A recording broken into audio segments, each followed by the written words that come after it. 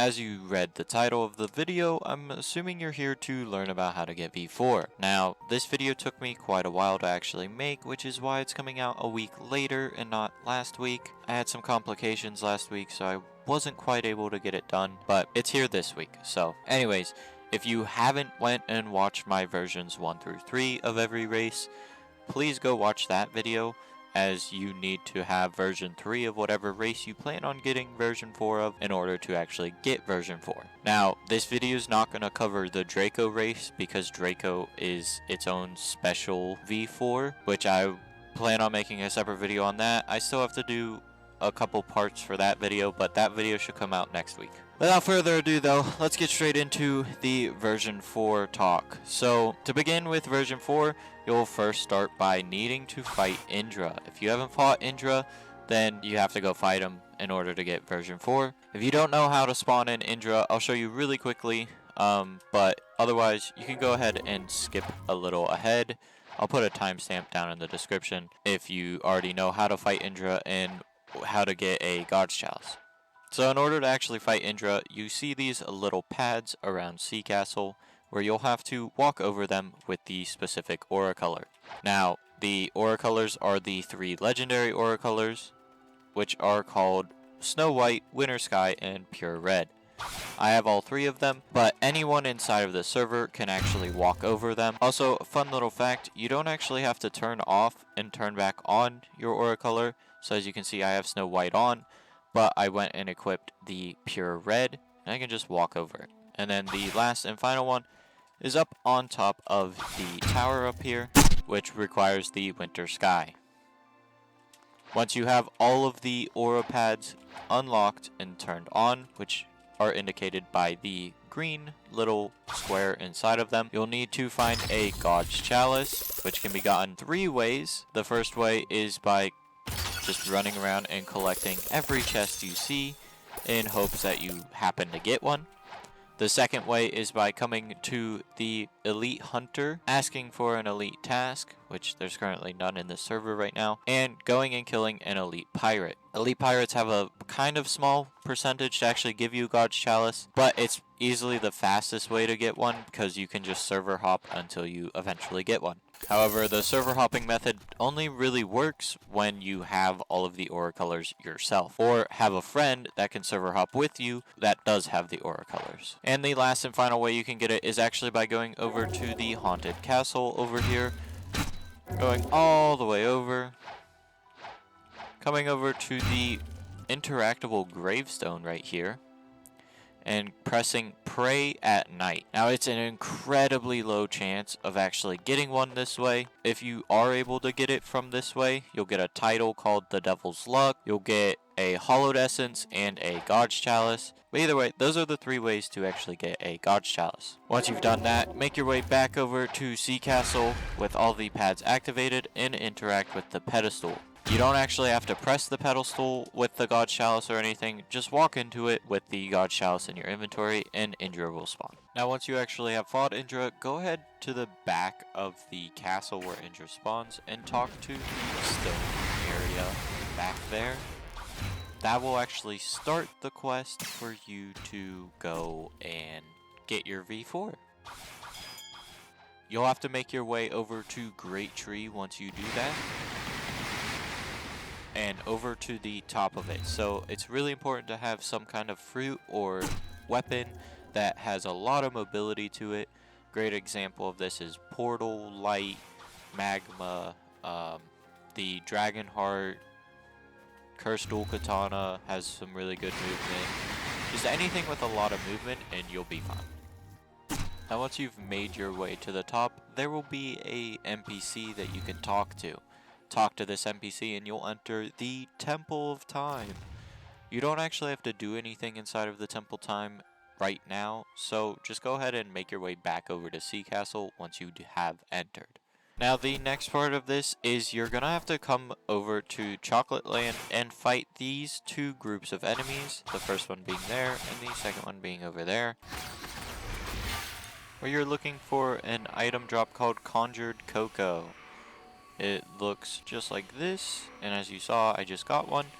Go ahead and make sure you actually get 10 of them, because you'll end up needing 10 of them.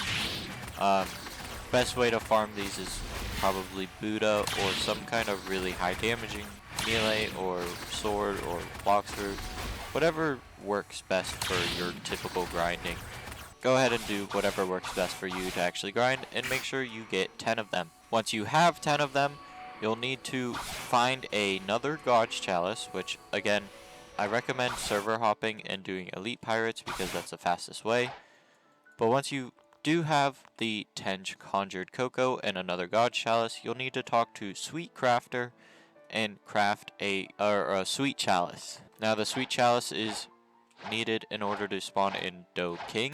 Talk to drip_mama, press hey. You'll need to defeat the amount of enemies that she requires, and the enemies are these ones on this island.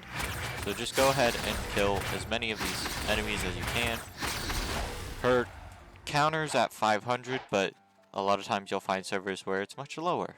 Once you have defeated all 500 enemies and you have the Sweet Chalice, talk to Drip Mama, and this gate here will open. Inside this gate you'll fight Doe King, which you'll need to fight in order to get a mirror fractal. This mirror fractal is incredibly important, as without it you can't get the next part for V4. From here you'll need to find a blue gear, so find a Mirage Island, wait for nighttime, look at the moon, and activate your V3 ability. This will make the moon shimmer. However, in the video I'm showing, it's not actually going to do it because I already had blue gear during this recording. And so this is just a video of me helping my friend find his gear. Once you've actually done this, you need to run around Mirage Island in order to find the blue gear. A really good and helpful way of doing this is going and turning on fast mode so that you can see a little bit better on Mirage Island. Now, fast mode does remove the glowing aspect of the gear, but the gear stands out enough to actually be visible even on fast mode. A really important thing to note before actually going and getting your blue gear is make sure you talked to the stone behind Sea Castle, because if you don't, then looking at the moon and activating your abilities not going to do anything. Even with the mirror fractal, you need to go and talk to the stone behind Sea Castle again before going and getting your blue gear. Once you do have the blue gear, however, make your way back up to the Great Tree, go ahead and enter, and this time you actually will be doing something here. You'll be going over to this part, jumping up here, and placing the blue gear or using this lever. Once you do that, the trial room area will open. Now, like I said earlier, Draco is not a race that is V4'd through this method, so these trial rooms only consist of Ghoul, Angel, Human, which is right over here. This one I believe is Rabbit, and this one is Cyborg, and lastly Shark. Now I'm gonna go ahead and explain what each trial is before I explain how to actually do them. Now every trial has a limitation of 1 minute, as all players will have the exact same countdown above their head. Every trial is 1 minute, just keep that in mind. The Ghouls trial is to clear waves of enemies within a minute. I believe it's about 25-ish enemies that spawn with a couple waves. Honestly, Ghoul's pretty easy, especially if you have Buddha or some other kind of really easy farming / grinding fruit. Next up we have the Angel trial, which the Angel trial is easily the easiest one out of all of them, and it is a simple parkour course. You literally just do parkour. Now note, inside of the parkour you cannot dash, you cannot use abilities of any kind, you can't do anything like that, you don't even get double jump, you quite literally just do normal parkour. Next up we got the Human trial. Now the Human trial is also a very easy trial, where all you have to do is kill a boss. It'll spawn you in a boss room, you'll end up fighting a boss with some kind of awakened fruit, whether it's light, Quake, Rumble, Flame. I believe there's one more, but for the most part, it's a really easy boss fight, especially if you, again, have Buddha or some kind of really easy grinding fruit. Killing a boss is no problem at all. Next up, we have the Rabbit Trial. Now, the Rabbit Trial is easily one of the hardest trials simply because of it relying entirely on speed. You will be put inside of a maze-like area that is pretty much pitch black. You won't get to see much of anything, and your goal is to find the exit as fast as you can. It's a very difficult trial simply because the maze is very big and it's very time consuming. Next up, we got the Cyborg Trial. Now, the Cyborg Trial is actually not that bad. A lot of people think it's kind of difficult. I think it was pretty easy, but all you do is avoid bombs for 45 seconds out of the 1 minute. But all you have to do is bombs will spawn and drop down from the ceiling of a room, and your job is to not get hit by any of the bombs for 45 seconds. And last but certainly not least, we have the Shark Trial. Now, the Shark Trial is also a very easy trial. You'll be teleported way out into sea where a sea beast will spawn, and your job is to just kill the sea beast within the minute. Now, in order to actually do a trial, you'll need to match with whatever door your race is, as well as find 2 other players that are opposite race than your own. So if you're Angel, you need to find 2 other players that are not Angel. You'll need a full moon. That's a very important part. If there's no full moon, then you can't do this at all. But you will need a full moon, stand in front of your doors, and then all of you need to activate your version 3 ability at the same time. Just like that. There's a lot of leeway with the actual timing window of activating your ability, so don't worry if you're not straight on perfect with your timing. And a lot of the times, once one person activates it, you'll be able to hear when someone activates it, so you can all kind of go off of that. And then there will be a small countdown, your door will open, and you'll walk through and do whatever trial I explained previously. Now, at the end of every trial, you'll end up having to fight for whoever gets the version upgrade. So you'll be spawned back into this room, and you will end up fighting it out until one person becomes victorious and is able to upgrade their version. As I mentioned, at the end of every trial, you'll end up fighting each other. This is a trial where I ended up winning. Thankfully, it was 2 Yetis fighting each other, and I just kind of held out until one Yeti was left, and then beat up the last Yeti using Buddha. Pretty easy. Yeah. Once you do win the trial, though, you'll get to this big light in the trial rooms. Obviously, I said GG because only one person can get it. You'll follow this little orb up the steps and to your clock. Now, your clock has your abilities and your V4 upgrade, so it's very important to actually come here after winning a trial. Once you do, interact with it and go ahead and place a cog. Now, the first cog upgrade you'll place is your original awakening, and the second one is your ability. Also, don't be scared of picking blue or red, as they tell you what they do before you actually equip the colored cog. Once you equip your wheel, though, you're good. You can go ahead and exit, and you have your V4. Now that you've placed your first cog wheel into your clock and have access to your awakened ability, let's talk about how to actually go and upgrade that ability. So, as you saw in the video, I actually placed a second gear into my clock, just like you can with every race. However, there are requirements to actually place those next gears, aka stages for your V4. Now, V4 has about 5 stages that you can go through.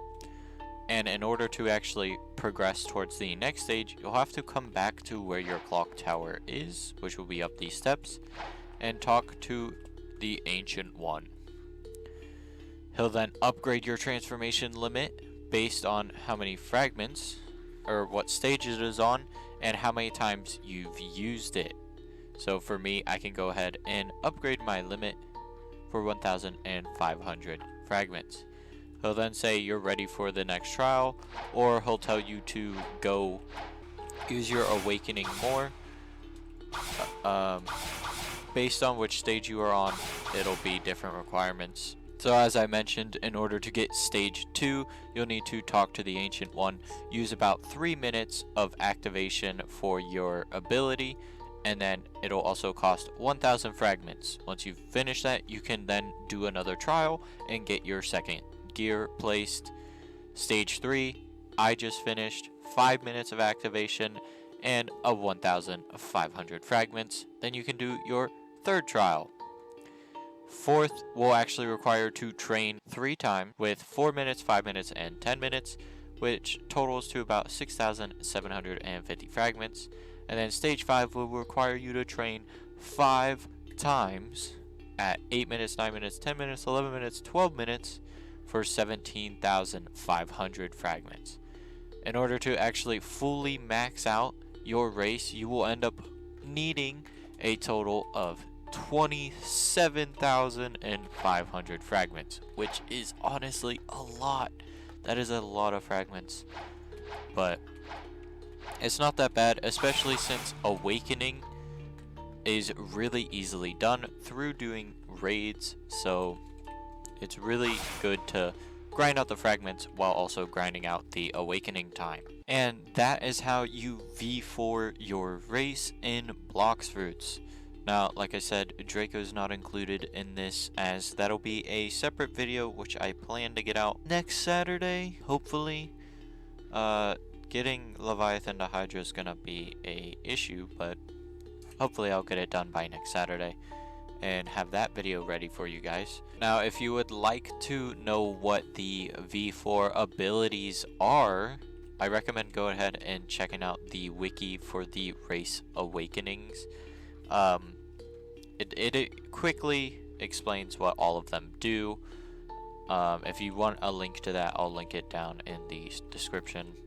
And yeah, I hope you guys found this video helpful. Sorry it took so long to make. Had some difficulties getting this all set up and stuff, but yeah, goodbye.